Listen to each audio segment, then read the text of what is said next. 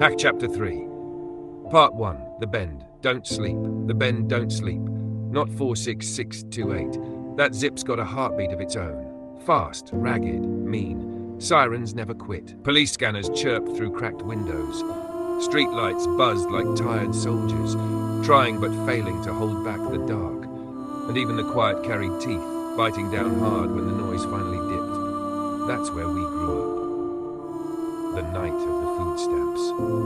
One night still burns sharper than the rest. Mom had our last book of food stamps clutched in her hand like it was salvation. She swore she'd flip it, swore this time it was going to work out. She met some girl out on Cottage Grove, a quick handoff under the orange glow of a streetlight. I knew before it happened that it was bad business. The girl's grin was too slick, her eyes already looking past Mom. In a blink, she snatched the book and was gone, sprinting for a car waiting at the curb. Mom lost it. She bolted after her, dragging us with her. Me, my brother, my sister, we got yanked into the chase like props in her desperation. Picture it. 3 kids, half asleep, feet slapping pavement in flip-flops, trying to keep up. Mom screaming, waving her arms, chasing headlights that were already bouncing away. The car roared down the block, taillights glowing red like 2 devils staring back. The slap of rubber on wet pavement echoed. Cold air stabbed our lungs. My stomach twisted so bad it felt like it was eating itself.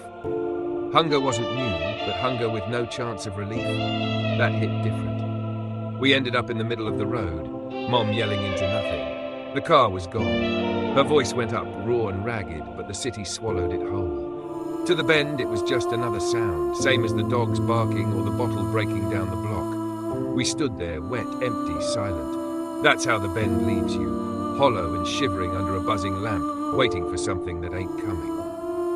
Always moving. That night wasn't the only one, just one of many.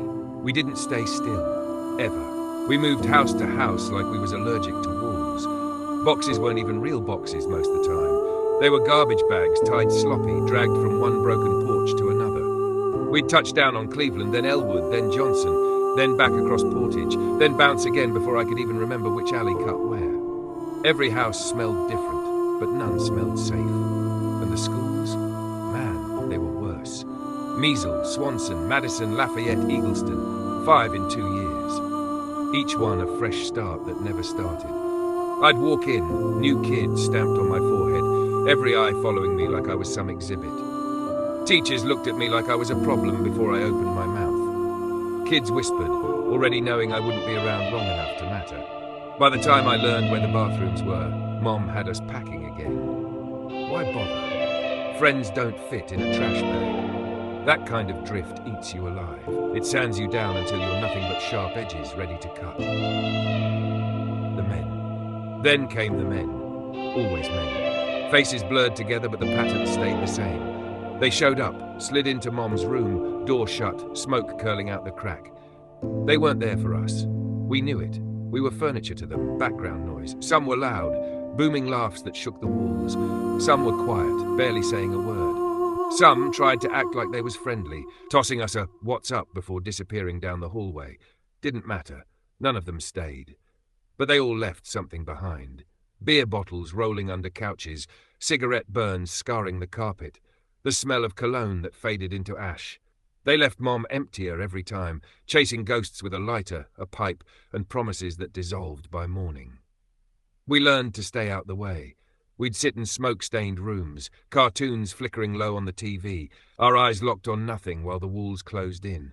Those walls carried it all. Resin, malt liquor, sweat, silence. You couldn't scrub it out. It seeped into the paint, into the floor, into our skin. The silence. And the silence. That was the killer. It was louder than yelling, sharper than slammed doors. Silence meant Mom was gone even if she was sitting right there. Silence meant the night was holding its breath. You start to hear things in silence. The fridge humming like a warning. The tick of a clock stretching each second into a year. Even your own heartbeat feels like it's telling you something's about to break. The Bend had a way of giving warnings. The air grew heavy, nights dragged longer. Mom's laugh got hollow, her tears turned mean. Even the quiet cut like glass. Something was coming. You could feel it crawling in through the cracks. The men before?